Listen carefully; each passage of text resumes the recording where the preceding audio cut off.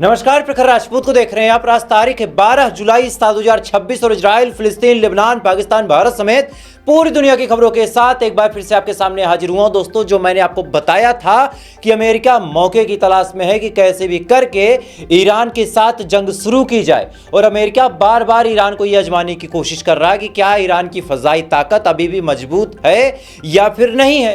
बार बार America आजमाता है। जब America को लग जाता है कि नहीं, अभी ईरान में बहुत ताकत बची है, तब अमेरिका धीरे से वहां पे सीज फायर करके निकल जाता है। और जब अमेरिका को यह लग जाएगा कि ईरान की ताकत खत्म है, अमेरिका कंटिन्यू हमला करेगा। अब ऐसा क्यों कह रहा हूं दोस्तों, फिर से आप पूरी कहानी सुनिए कि एक बार फिर से ईरान और अमेरिका के बीच वार लेवल पे झड़प हुई है। और यह झड़प क्यों हुई, अब इसके बारे में पूरी कहानी आप जान लीजिए। दरअसल कल की बात है, एक जहाज स्ट्रेट ऑफ हार्मोज को पार करने की कोशिश कर रहा था और इस जहाज पे जो झंडा लगा था वो साइप्रस का लगा था। यह जहाज जब ईरान के सामने पहुंचता है, तब ईरान ने इससे कहा कि सुनो, जो रास्ता मैं तुम्हें बता रहा हूं तुम वहां से निकलो। लेकिन इसके बाद इस जहाज ने क्या किया, ये गल्फ ऑफ ओमान के पास से, यानी ओमान बॉर्डर के पास से घूम के अमेरिका के बताए गए रास्ते से पार होने की कोशिश करता है। अब जैसे ये बात ईरान नोटिस करता है, ईरान ने मल्टीपल टाइम वार्निंग दी और कहा कि हमारे बताए रास्ते से जाओ, ना कि अमेरिका के बताए रास्ते से। लेकिन इस जहाज का जो कप्तान था वो कुछ भी सुनने को तैयार नहीं था, लिटरली कुछ भी सुनने को तैयार नहीं था। इसके बाद मजबूरन ईरान को मिसाइल मारनी पड़ी और एक ही मिसाइल में इस जहाज को पूरी तरीके से जला दिया। जो इसमें लोग सवार थे वो फौरन लाइफ सेविंग बोट पकड़ते हैं, वहां से भागते हैं। किसी देश ने शायद उनको रेस्क्यू किया है, लेकिन इसके बाद ये पूरी जहाज धूं धूं करके जलने लगती है और जलते हुए इस समय खबर ये है कि जहाज डूब रही है। इसी के जस्ट बाद दोस्तों, अमेरिका ने ईरान के ऊपर ताबड़तोड़ हमले शुरू किए। और किस हिसाब से हमला हुआ है, अमेरिकन सेंट्रल ने इसका एक वीडियो जारी किया है। मैं चाहूंगा कि उस वीडियो को आप भी देखें।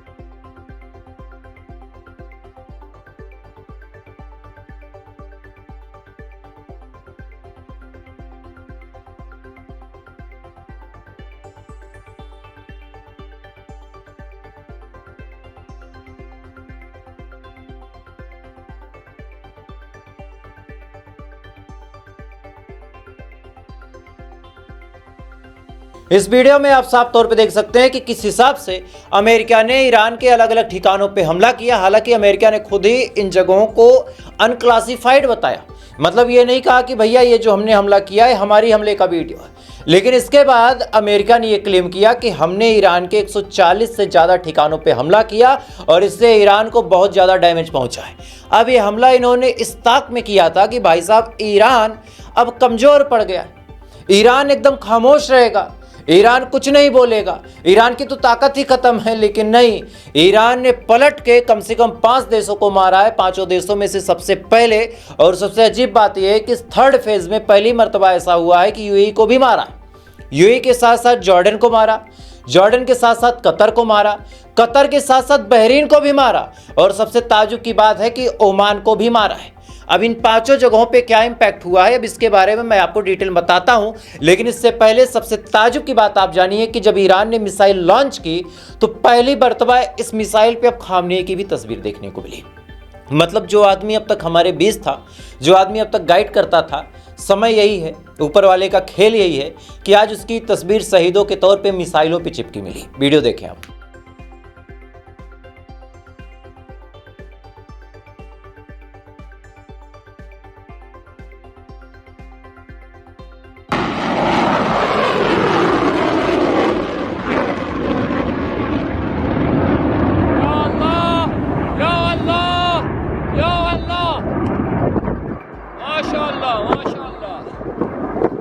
माशाअल्लाह।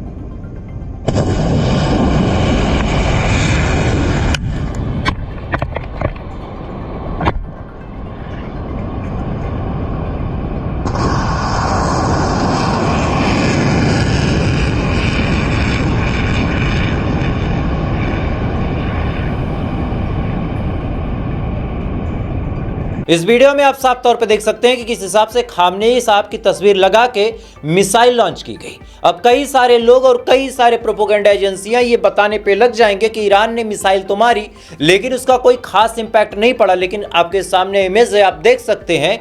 पहली खबर मैं आपको यूएई की ही बता देता हूं। यूएई का ये अल दफ्रा एयरबेस है जो कि अमेरिका द्वारा ऑपरेटिव था और इस अल दफ्रा एयरबेस पे डैमेज हुआ है, जिसकी तस्वीर आप सैटेलाइट के माध्यम से देख सकते हैं।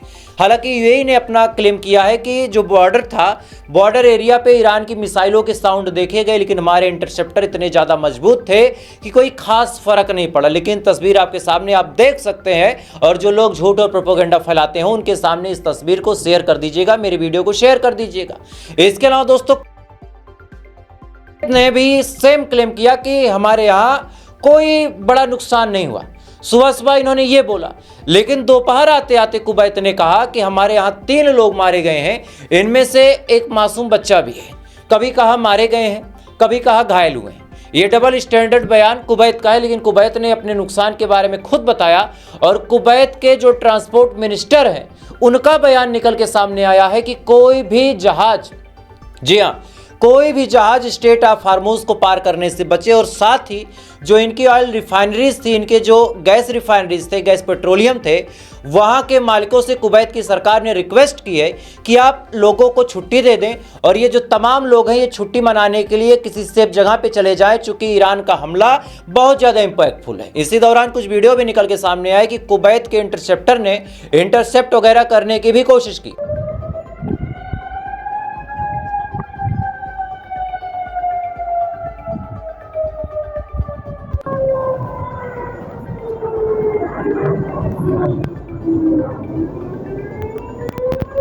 इसके अलावा दोस्तों जॉर्डन ने भी क्लेम किया है कि जॉर्डन में मिसाइल गिरी है।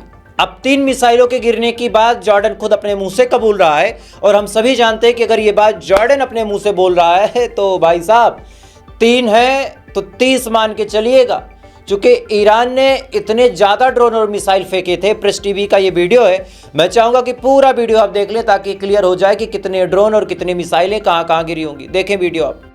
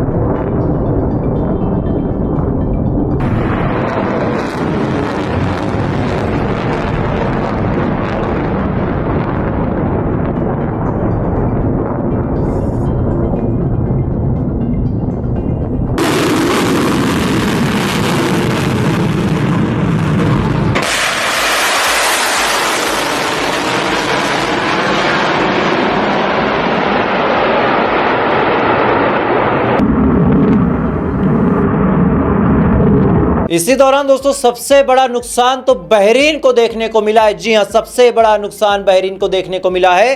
बहरीन के अंदर लगातार इंपैक्ट की तस्वीरें निकल के सामने आ रही हैं। एक जगह तो धुआं उठता नजर आ रहा है और यह दावा किया जा रहा है कि बहरीन में ज्यादा इंपैक्ट हुआ है। धुएं का वीडियो देखें आप।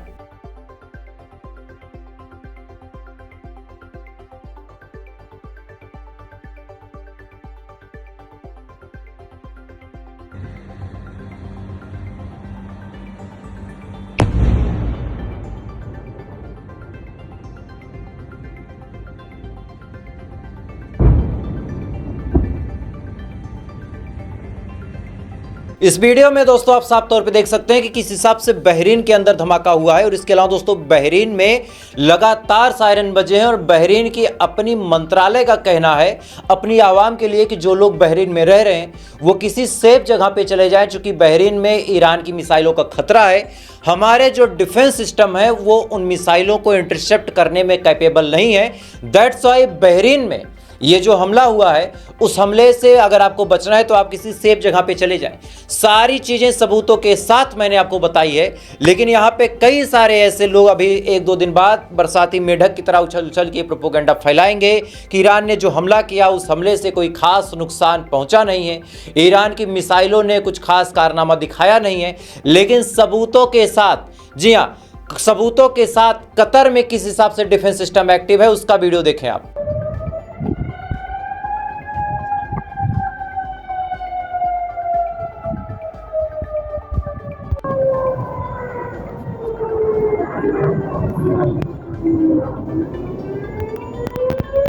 इस वीडियो में आप साफ तौर पे देख सकते हैं कि कतर अपने आप को बचाने की कोशिश कर रहा है, यानी मतलब जो बातें मैं आपको बता रहा था, जो बातें आपको समझाने की कोशिश कर रहा था, वो बातें, वो मेरे जुमले 100% सही साबित हुए कि अमेरिका बार बार ये कोशिश कर रहा है, अमेरिका बार बार ये कह रहा है, बार बार ये चेक कर रहा है कि 5-6 बार हम हमला करके वहां से भाग लेते हैं और एक बार फिर से चेक कर लेते हैं कि क्या ईरान मजबूत है या नहीं है।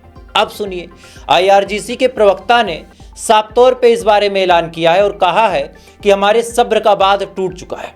आप वीडियो देख सकते हैं सामने, साफ तौर पे इसमें IRGC के प्रवक्ता बता रहे हैं कि हमारे सब्र का बांध टूट चुका है और इस बार हम इतना पेशेंस नहीं बरत पाएंगे। साथ ही जो पार्लियामेंट स्पीकर गालिबाफ हैं और साथ ही ईरान के अलग अलग जो सीनियर पॉलिटिशियन हैं उनके हवाले से ये बयान निकल के सामने आया है कि वन साइडेड जो बात हो रही थी वो बात अब ओवर हो गई है। जो वन साइडेड डील करने की कोशिश की जा रही थी वो तमाम मसले अब खत्म हो चुके हैं, चूंकि अब हमें बातचीत या फिर डील नहीं करनी है। अब चूंकि अमेरिका ने भी हमला किया, इधर इजराइल हमला करने को तैयार बैठा है, इधर ईरान जबरदस्त ठोक रहा है। ऐसे हाल में क्या हुआ कि जो मीडिएटर हैं उनकी सिट्टी पिट्टी गुम है। चाहे पाकिस्तान हो चाहे कतर हो, ये तमाम देश बातचीत करवाने की कोशिश कर रहे हो। बात अलग है कि कतर खुद अपने ऊपर 3-4 मिसाइल खा चुका है, लेकिन बातचीत करवाने की कोशिश की जा रही है। इधर ओमान पे भी हमला हुआ, ओमान पे हमला क्यों हुआ वो भी आपको बता देता हूं, क्योंकि कई सारे लोग ये सवाल पूछ सकते हैं कि भाई ओमान में तो अभी एक दिन पहले ईरान के फॉरेन मिनिस्टर पहुंचे थे बातचीत करने के लिए स्टेट ऑफ हार्मोज के मुद्दे पे, तो एक दिन बातचीत करेंगे दूसरे दिन हमला कर देंगे, तो ये कौन सी दोगलापंथी है भाई। ये सवाल वाजिब है कि एक दिन तो ईरान का फॉरेन मिनिस्टर पहुंच जाता है ओमान में बातचीत करने, दूसरे दिन ओमान को ही ठोक देता है ईरान, तो ये तो गलत बात है। अब सुनिए इसके पीछे कहानी क्या है। ओमान को मल्टीपल टाइम ईरान ने ऑफर दिया कि भाई साहब आप हमारे साइड रहो, आप अमेरिका के साइड मत जाओ। हमारे आपके बीच की दूरी बमुश्किल 200, 250, 300 किलोमीटर है। जितना जल्दी हम आपके मौके पे खड़े हो जाएंगे उतना जल्दी कोई और देश नहीं खड़ा होगा, और वो 7 समंदर पार वाला तो एकदम नहीं खड़ा होगा। उसने पूरे मिडिल ईस्ट को फूंक दिया। लेकिन ओमान की आप गद्दारी देखिए, ओमान अपने पोर्ट के पास अमेरिकन एयरक्राफ्ट्स में फ्यूल भरवा रहा था। गद्दारी देखिए आप, अमेरिकन एयरक्राफ्ट में फ्यूल भरवा रहा था ताकि वहां से जब प्लेन उड़ेगा तो 200 किलोमीटर दूरी पार करके वहां पे हमला कर देगा ईरान में। यह बात जब ईरान को पता चली तब ईरान भड़कता और भड़कने के बाद ओमान को भी ठोक दिया। अब आप अपनी बुद्धि से बताइए कि क्या गलत किया ओमान को ठोक के।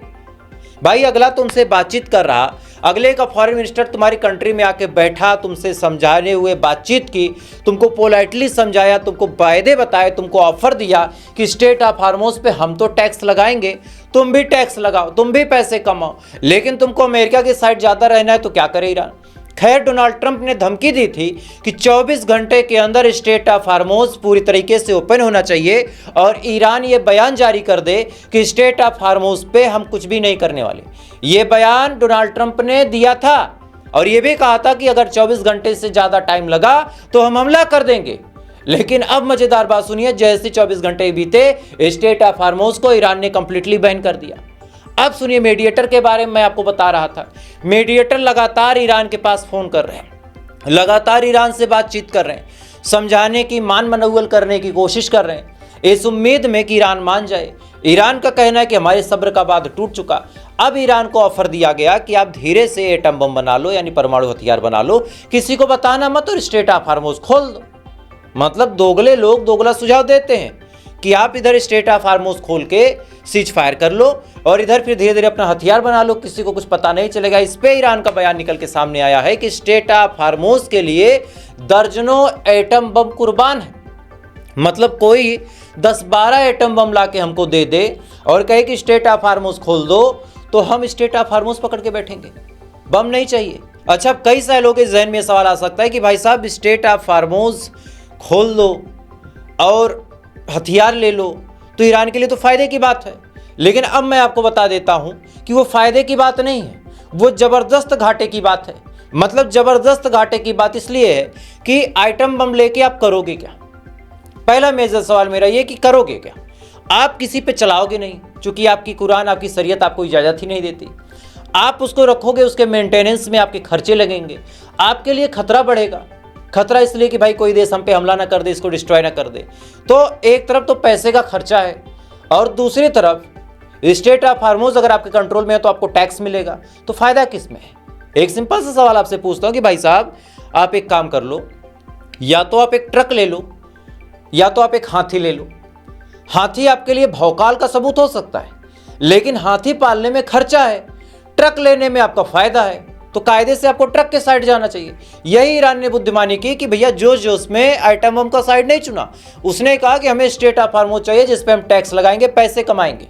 खैर, इधर ये तमाम चीजें दोस्तों चल रही है, इधर इजराइल भी जंग में घुसने के लिए एकदम बेताब है, एकदम बेताब है, सिलसिलेवार तरीके से बेताब है। और बेताबी का आलम ऐसा है कि भाई साहब क्या कहा जाए। बहरहाल अमेरिका ने यह कहा है कि हमारा जो ये थर्ड वेव था हमने उसको कंप्लीट किया है, लेकिन ईरान है कि वो कह रहा है कि हमें रुकना नहीं है और ना ही हम कोई नेगोशिएशन करेंगे, ना ही हम कोई बातचीत करेंगे। बहरहाल क्या होगा ये तो आने वाला वक्त आपको अच्छे से बताएगा, और जैसी कोई इंपॉर्टेंट खबर आती है मैं आपको तमाम खबरें बहुत डिटेल में बताऊंगा। इस वजह से अगर आप चैनल पे नए हैं, वीडियो को लाइक कर दें, चैनल को सब्सक्राइब कर दें और इस वीडियो को शेयर भी कर दें, और साथ ही कमेंट में आप इस वीडियो को कहां से देख रहे हैं मुझे कमेंट करके बता दें। तब तक थोड़ी देर बाद आपसे फिर मुलाकात होगी ऐसी किसी खबर के साथ। आप अच्छे रहें, खुश रहें, अपना ख्याल रखें, अपने देश का ख्याल रखें। जय हिंद, ऊपर वाला की बात करें।